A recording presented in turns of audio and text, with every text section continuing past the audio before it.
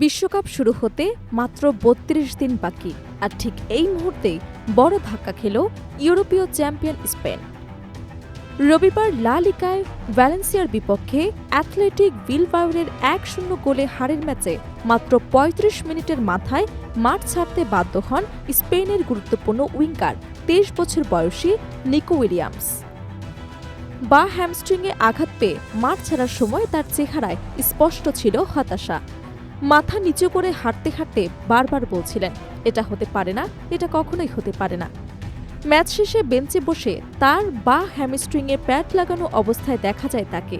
এই দৃশ্য দেখে পুরো স্পেন ক্যাম্পে নেমে এসেছে উদ্বেগের ছায়া। নিকো উইলিয়ামসের জন্য এটি অত্যন্ত কঠিন একটি মৌসুম। গত সেপ্টেম্বরে পিও ভালজিয়ায় আক্রান্ত হয়েছিলেন।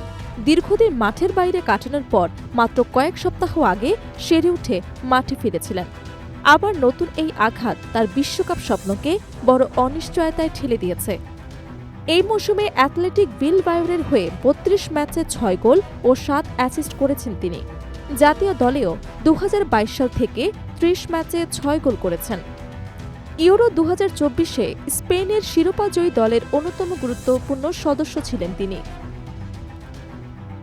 তার গতি, ড্রিবলিং এবং আক্রমণাত্মক খেলার ধরন স্পেনের বাঁ দিকে এক অপরিহার্য শক্তি হিসেবে বিবেচিত হতো। সেই খেলোয়াড়কে ছাড়াই বিশ্বকাপে যেতে হতে পারে স্পেনকে, এটি ভাবতেই শিওরে উঠছে কোচিং স্টাফ।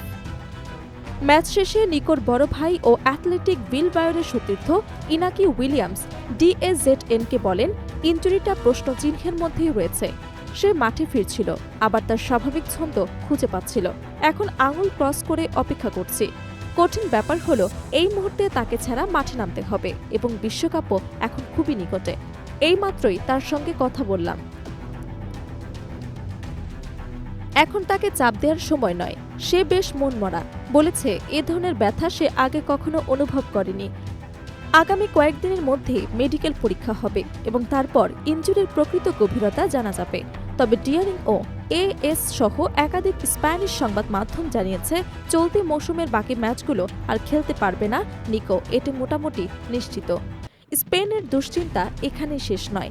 আরেক তারকা কিশোর লামিন ইয়ামাল ২২ এপ্রিল থেকে মাঠের বাইরে রয়েছেন। এই মৌসুমে তিনি আর কোনো ক্লাব ম্যাচ খেলবেন না বলে ধরে নেওয়া হয়েছে। তবে বিশ্বকাপের আগে সুস্থ হয়ে উঠবেন বলে আশা করছেন স্পেন শিবির। কিন্তু একসঙ্গে দলের সেরা ২ আক্রমণ ভাগের খেলোয়াড়কে নিয়ে দুশ্চিন্তায় coach Luis de la Fuente. আগামী কয়েক সপ্তাহের মধ্যেই বিশ্বকাপের ২৬ সদস্যের চূড়ান্ত দল ঘোষণা করতে হবে তাকে। নিকোর অনুপস্থিতিতে বাঁ দিকের সবচেয়ে স্বাভাবিক বিকল্প মিকেল ওয়াজারবাল। তবে সেক্ষেত্রে স্ট্রাইকার পজিশনে ওহান সানসেত বা ফেরান তোরেসকে নামানোর কথা ভাবছেন কোচ। ইউরো ২০২৪-এ ফাইনালে জয়সূচক গোলদাতা ওয়ারজাবাল সাম্প্রতিক ১০ ম্যাচে স্পেনের হয়ে ১১ গোল ও ৬ অ্যাসিস্ট করে দুর্দান্ত ফর্মে আছেন। তবে তাকে বাঁ দিকে নামালে আক্রমণের সামান্য পরিবর্তন হতে পারে, যা কোচকে ভাবিয়ে তুলছে। স্পেন বিশ্বকাপের গ্রুপ H-এ রয়েছে। ১৫ জুন আটলান্টায় কেপ ভার্দের বিপক্ষে প্রথম ম্যাচ, ২১ জুন সৌদি আরবের বিপক্ষে দ্বিতীয় ম্যাচ এবং ২৬ জুন মেক্সিকোর গুয়াদালাহারায় উরুগুয়ের বিপক্ষে গ্রুপ পর্বের শেষ ম্যাচ খেলবে তারা। বিশ্বকাপ শুরুর আগে ইরাক এবং পেরুর বিপক্ষে প্রস্তুতি ম্যাচও রয়েছে। যোগ্যতা পর্বে ৬ ম্যাচে মাত্র একটি পরাজয় বিশ্বকাপের টিকিট কেটেছে স্পেন এবং লুইস দে লা ফুয়েন্তের অধীনে দলটি এখন ভারসাম্যপূর্ণ, আত্মবিশ্বাসী এবং আক্রমণাত্মক ফুটবলের জন্য পরিচিত। ২০১০ সালে বিশ্বকাপ জেতা এই দলটি এবারও শিরোপার অন্যতম প্রধান দাবিদার হিসেবে বিবেচিত হচ্ছিল, কিন্তু একের পর এক ইনজুরিতে সেই স্বপ্ন এখন কালো মেঘে ঘনাচ্ছে। নিকো উইলিয়ামসের মেডিকেল রিপোর্টের দিকে এখন তাকিয়ে আছে পুরো স্পেন।